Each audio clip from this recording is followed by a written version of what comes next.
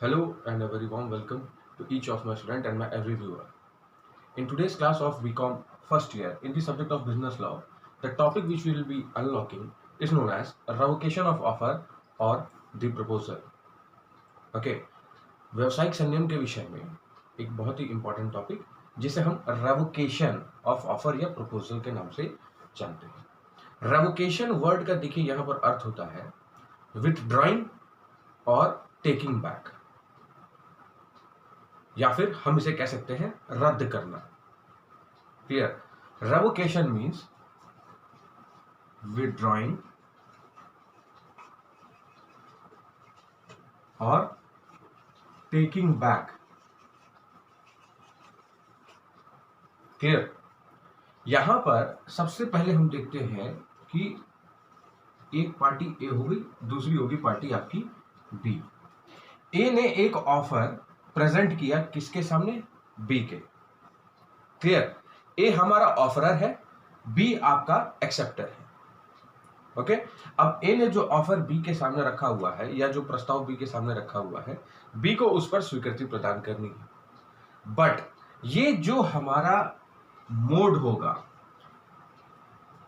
साथ ही साथ जो हमारा टाइम पीरियड होगा और जो वेज होंगे, mode, time period and wage, जिसके माध्यम से बी उस ऑफर पर एक्सेप्टेंस प्रोवाइड करता है और टाइमली करना होता है, या जिस भी मोड पर ए ने कहा होता है या जिस भी वे से ए ने कहा होगा उसी तरीके से ही बी को एक्सेप्टेंस प्रोवाइड करना होता है। एंड इफ नॉट पॉसिबल, अगर ऐसा ना होता है, वहीं हमारा रेवोकेशन आ जाता है। Clear? Here is the place where the revocation resides. Okay, A जो ऑफर बी के सामने रख रहा है उसे टाइमली जिस मोड में और जिस वे में एक्सेप्टेंस चाहिए, अगर बी उसे प्रोवाइड ना करे, या ऐसे बहुत सारे वेज और मीन्स आते हैं जिससे वो ऑफर ए क्या करेगा? विड्रॉ कर लेगा। विड्रॉ मीन्स टेकिंग बैक, वापस उस ऑफर को वो अपने पास रख लेता है। और वो ऑफर दो वेज है यहां पर, या तो वो ऑफर वहीं पर ही रेवोकेट हो जाएगा, रद्द हो जाएगा, या फिर हो सकता है वो ऑफर ए किसी थर्ड पार्टी को जाकर के दे दे। फॉर एग्जाम्पल यहां पर उसने बी को दिया था, ओके, बट रेवोकेशन आ गया यहां पर। अब वो ऑफर किसका हो जाएगा? ए का। अब वो चाहे तो उस ऑफर को रेवोकेट कर दे, रद्द कर दे, या फिर वो ऑफर किसी थर्ड पार्टी, फॉर एग्जाम्पल सी के पास लेकर के जा सकता है। क्लियर? अब यहां पर हमने देखना है कि किस सेक्शन के माध्यम से हमें इस रेवोकेशन को देखना होता है।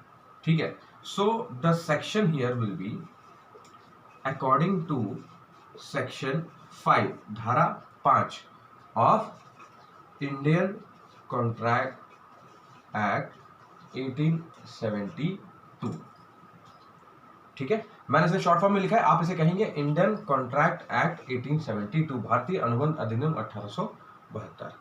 क्लियर? सो ये जो हमारा एक्ट है, इस एक्ट में जिस सेक्शन का यूज करना है वो है सेक्शन 5, जहां पर हमारा रेवोकेशन प्रिवेल करता है। ओके, सो विड्रॉइंग या फिर टेकिंग बैक। अब ये ऑफर या फिर जो प्रपोजल है हमारा, यानी कि जो प्रस्ताव है, वो रेवोकेट हो रहा है, यानी कि रद्द हो रहा है। अब इसके जो मेथड्स हैं उन्हें बताया गया है सेक्शन 6 में।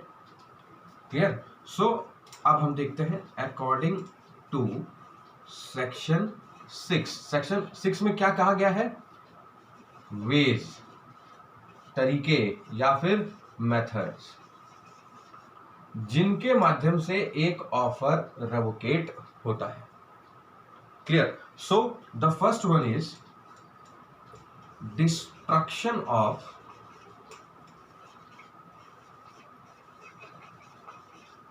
Subject matter. Okay, destruction of subject matter, जिस भी विषय वस्तु पर, जिस भी सब्जेक्ट मैटर पर ए ने उस ऑफर को रेडी किया था बी के पास ले जाने के लिए, ओके, वो ऑफर बी के पास लेकर के गया, बी उसे एक्सेप्टेंस प्रोवाइड करता या नहीं करता, that is all things which will be coming after the all those things.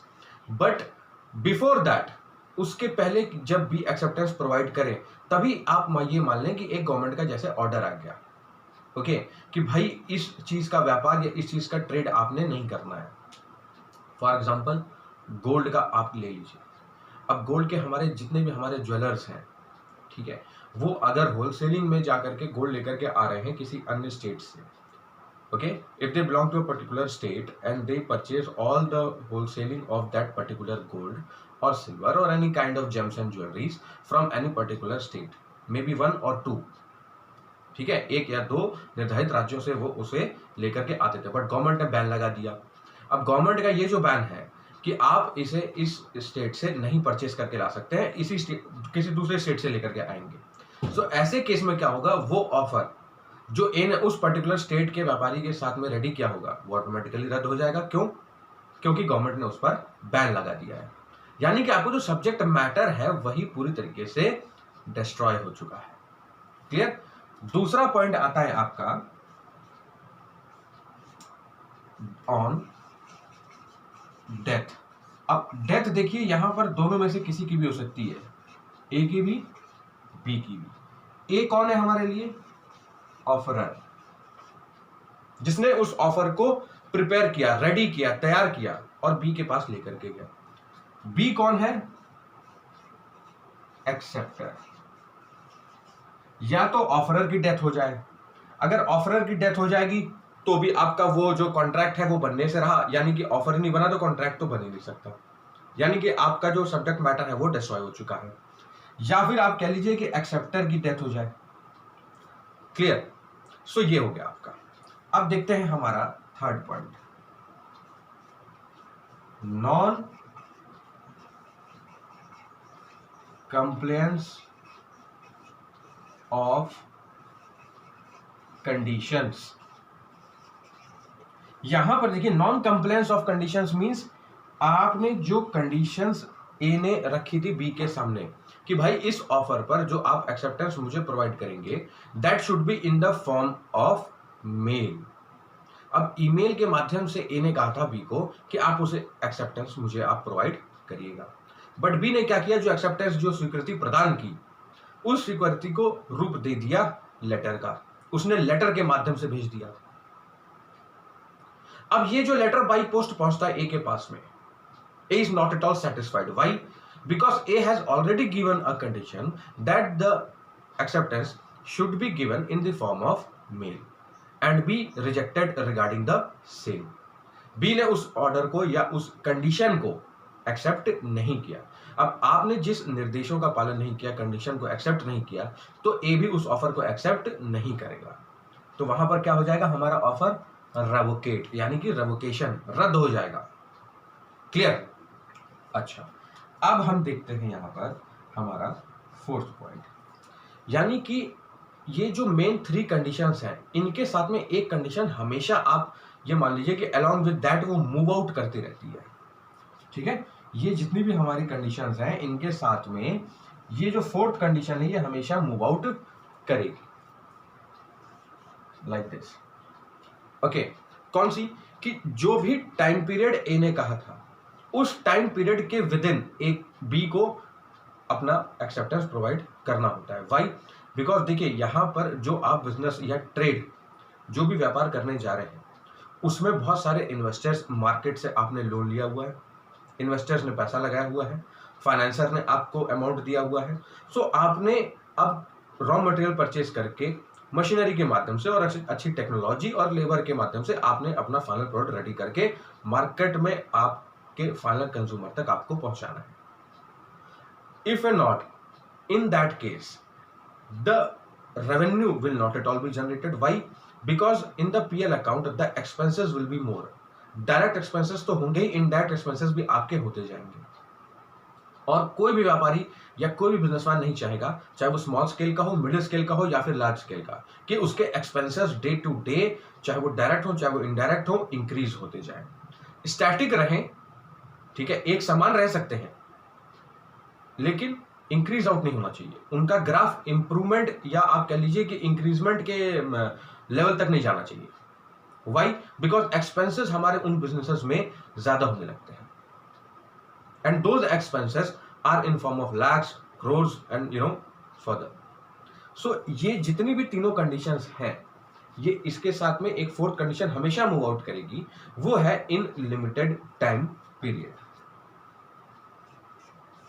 So if this condition which A has given to B is not at all fulfilled, या if not completed in given time period, जो भी समय सीमा ए ने decide करके दी थी B को कि साहब आप तो हमें इसका एक्सेप्टेंस या फिर स्वीकृति जो भी आपको प्रदान करनी है वो आप इस लिमिटेड टाइम पीरियड में आप मुझे प्रोवाइड कर दीजिएगा. वाई? बिकॉज ए को इंतजार है बी के जवाब का, ताकि वो अपने बिजनेस को आगे कंटिन्यू कर सके. अब वो अगर कंटिन्यू नहीं कर पाएगा तो उसे उसका खामियाजा या फिर लॉस आगे बियर आउट करना पड़ेगा. बी को जिससे कोई फर्क नहीं पड़ना है, तो बी क्या सोचता है कि चलो भाई हम आराम से इस चीज को डील आउट करेंगे, लेकिन ऐसा नहीं होता है. ठीक है, आपके पास शेयर होल्डर्स हैं, आपके पास कस्टमर्स हैं, आपके पास फाइनेंसर्स हैं, आपके पास इन्वेस्टर्स हैं, सब के सब डिपेंडेंट है किसके ऊपर? ए के ऊपर, और ए भी उन पर डिपेंडेंट है. ठीक है, सो उस लिमिटेड टाइम पीरियड में, यानी कि पॉइंट हमारा यहां पर बनता है if not completed in given time period, उस निर्धारित समय सीमा में अगर हमारा बी उस एक्सेप्टेंस को प्रोवाइड नहीं करता है, उसके बाद करता है, या लेटर ऑनवर्ड्स अगर हमें बी उस पर एक्सेप्टेंस प्रोवाइड करे, so it will not be accepted and the offer और the proposal will automatically be getting revocated, यानी कि विड्रॉ या फिर टेकिंग बैक यहां पर हो जाएगा और ए उसे टेक बैक कर लेता है. ठीक है, हो सकता है अब ये ऑफर रेवोकेट हो जाए, रद्द हो जाए, या फिर किसी थर्ड पार्टी के पास चला जाए. Clear? So this was the topic which we have done it today. Kindly study the same from your book and prepare your own notes. Thank you.